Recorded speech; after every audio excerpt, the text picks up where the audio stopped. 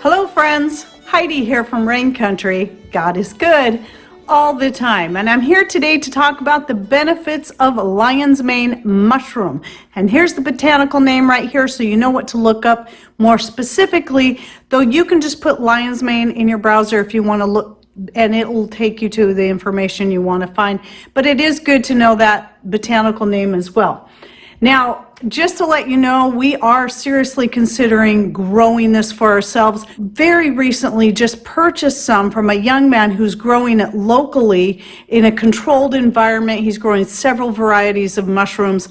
And though Patrick has been taking it as a supplement for a while now, I was excited to buy some fresh, to be able to handle it, to dehydrate it, to powder it myself, and to even taste it and see what it tastes like fresh.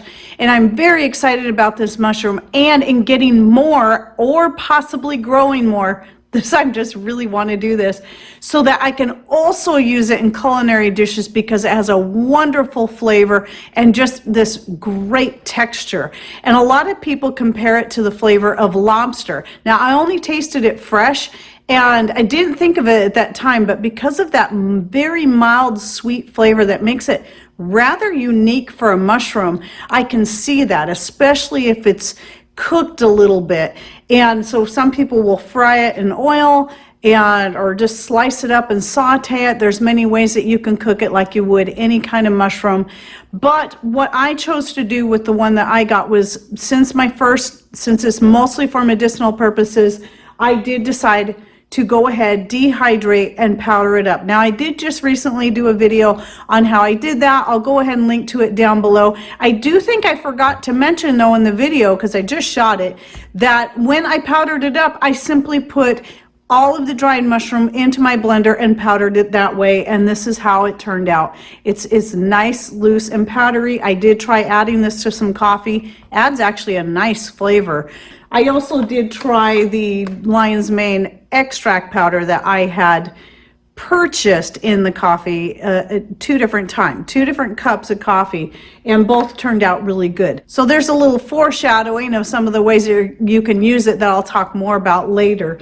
But first, let's talk about the benefits, because though you can find so many great medicinal mushrooms like reishi and turkey tail and so much more, the lion's mane does seem to be unique in some of the properties that it has that not all other mushrooms have. I'll be putting some pictures, since I'm not growing it yet. I only have a couple of pictures of the ones that I just bought. I'll be collecting some photos from around the internet, and I'll be posting them here so you get very familiar with what it looks like. So putting that all through the video like I always do. And the texture of it is, you can see it has a hair-like appearance to it, because that's just simply the way the mushroom grows. Those hairs that you're seeing are not hairs at all. They're actually just a continuation of the mushroom and the way it grows. You can also see why it gets its name lion's mane, because of its hairy appearance. It's a very, very light beige, almost white. And you'll notice when you touch it, you handle it, it's much more light and spongy feeling than your standard mushrooms. Now, different mushrooms are going to have a different type of texture. You'll notice a lot of your more shelf type mushrooms, like your turkey tail and your chicken of the woods, they tend to be very dense, and though they dehydrate up well, they don't reconstitute well, and they also are more difficult to powder up because they're so dense. Whereas the lion's mane is so much more light and airy. In fact, in this jar right here is dehydrated powdered lion's mane that equals just over 2 ounces. But this came from a whole pound of lion's mane. So it took a whole pound of it, which was in a box about this big. Once dehydrated up, I was able to reduce it down to just over 2 ounces in weight and just about 3/4 of a half-pint jar. The nutrients you're going to find in your lion's mane, it's going to be potassium, calcium, iron, B vitamins, protein, and fiber. And so obviously that's going to be very good for you in that way. And then let's talk about the benefits, because especially the first section I'm going to cover is where it kind of sets it apart from other mushrooms as far as benefits. And that is pretty much anything that has to do with cognitive health. So it's going to help boost your memory. It's going to keep your brain healthy, generally speaking, and it's going to help prevent many different ailments that can affect the cognitive health, such as dementia, Alzheimer's, anxiety and stress, and depression. Since it's also, right along that same lines, is very beneficial to the nervous system, it can also help prevent or help you to deal with Parkinson's. So even if someone's already has any of these ailments or in these states, taking the lion's mane can help deal with it. May not fully reverse it, but may at least help. It's also been proven to help prevent cancer, reduce inflammation. It's great for digestive health, in particular preventing and healing ulcers. It helps lower blood sugar or maintain proper blood sugar levels, so it's very good for diabetics. It's very helpful at preventing heart disease. It boosts the immune system, much like your reishi mushroom and your turkey tail mushroom. And it's very beneficial in weight loss. And one of the ways it does that, besides maintaining your blood sugar levels, is it helps improve the metabolism of fat. Now let's get back into the uses again. When you powder it up yourself like this, it's important, if you're wanting to get medicinal properties out of it, that you use it in an extract. Now you can powder it up and make your own capsules out of it this way, but if you're doing that with a fresh mushroom like I did, I don't recommend going right to encapsulating. I recommend using it in a tea or a coffee where it can be nice and hot and you can extract the benefits from the powder. This is going to go for any of your medicinal mushrooms. So extracting it, be it in dried slice form or in a powder form like this, is going to get you the most benefits when it comes to that. So when you buy it, like I have here, I have it in a capsule form, same company. I do recommend this company. It's called Real Mushrooms, or in the loose powder form like this.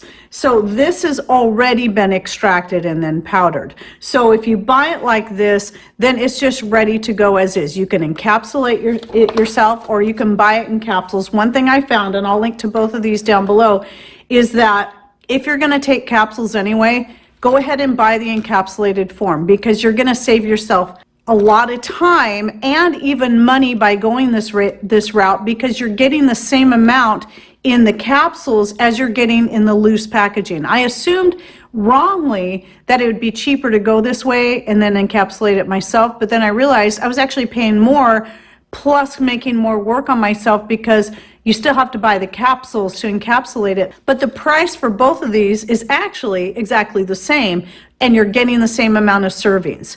So when I realized that, I went for the capsule. This has 60 servings, this has 60 servings. And if you're buying through Amazon and you go through Subscribe and Save, you can save about $5 by going that route.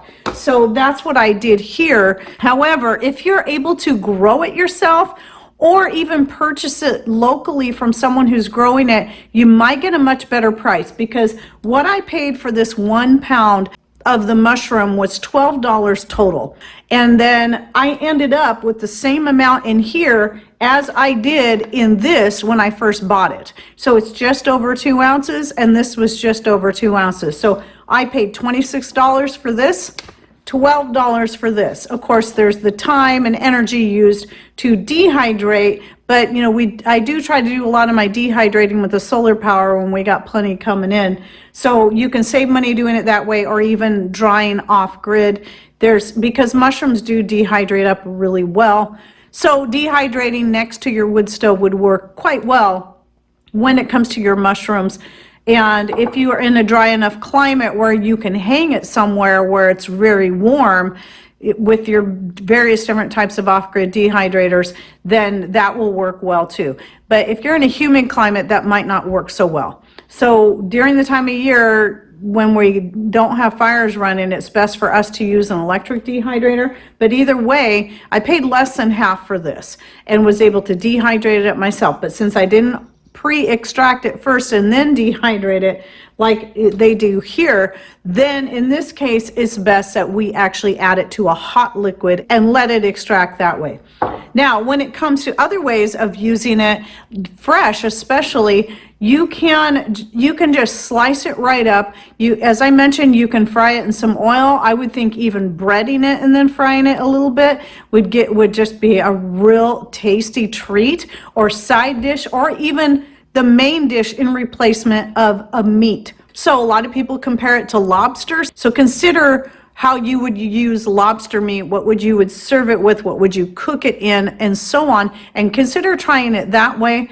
But I think any kind of saute, stir fry, or whatever, it would go great in and saute up beautifully. Now, one thing about the lion's mane mushroom is when you go to dehydrate it, it's much crispier and lighter than your other mushrooms, like the Italian and the gray dove oyster mushrooms. Those ones do dehydrate up nice and light and will reconstitute beautifully. But the lion's mane is definitely more crispy, and it can powder, and it powders up super easy. So I didn't try reconstituting it. I just went right to powdering it, but it always ends up in a lot of tiny pieces anyway. So I'm not sure personally how that would do well if you were to rehydrate it and then use it in a stir fry.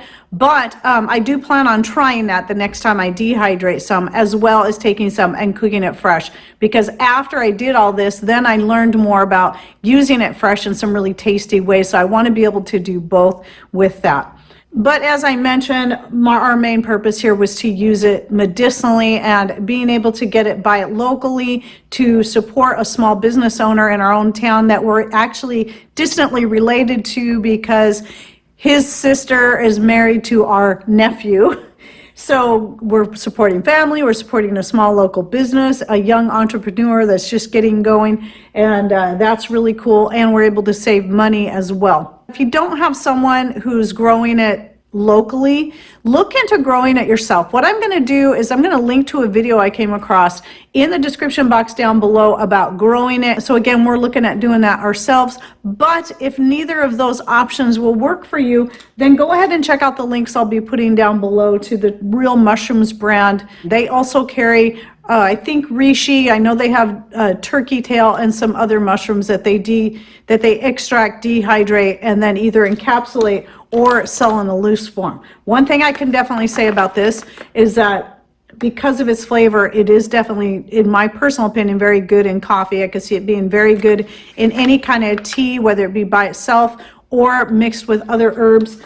And then, but even added, if you powdered it up, you could still, in this form, add it to gravies, soups, sauces, and whatever, to not only add that flavor, but get those benefits in there. Okay, well, for now, that's all I had to share on the lion's mane mushroom. I'll probably be doing updates down the road, either if we start growing it ourselves, or I buy more and I start cooking with it and doing more things, so I can share with you the experiences there and what I think of it. But if you're already using it in various ways, be it medicinally or culinary, share with us down below. And if you're growing it, go ahead and share with us about that and how that's working out for you, and how much do you get in a month, how much, or even a year, how much are you able to harvest from your growing it yourself. And also, I'm going to be linking in the description box down below the playlist of herbs, and that's going to include mushrooms like this. So anything where I'm talking about the medicinal benefits